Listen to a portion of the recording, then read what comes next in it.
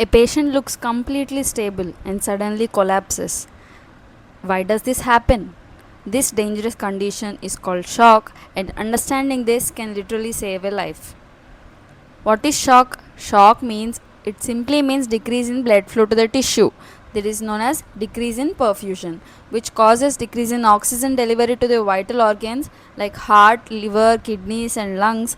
When there is decreased oxygen delivery, this will cause organ failure.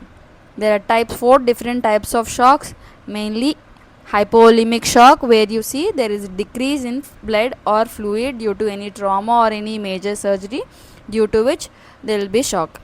In second type, it is cardiogenic shock, where the heart will fail to pump. This is known as cardiogenic shock.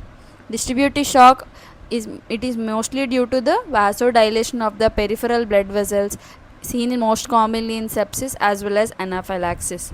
In obstructive shock, as the name suggests, there will be some obstruction to the blood flow, thereby decrease in the blood flow to the tissue, most commonly seen in cases of pulmonary embolism and cardiac tamponade. So what happens in the body? What does body do to cope up with all these conditions? So body tries to compensate in the form of tachycardia and vasoconstriction. Even though despite of all these measures, if body doesn't compensate, this will lead into organ failure, ultimately causing death. What are the clinical signs of shock?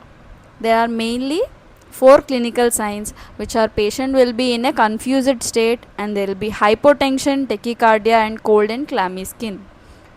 So to summarize the topic, shock is nothing but decrease in perfusion to the tissue. There are mainly four types of shock. Early treatment will save the life. Thank you. If you like this content, please like, share and subscribe to my channel. If you have understood this concept, you have already mastered one of the most important surgical concepts. Most simple surgical concepts are coming. Stay tuned. Thank you.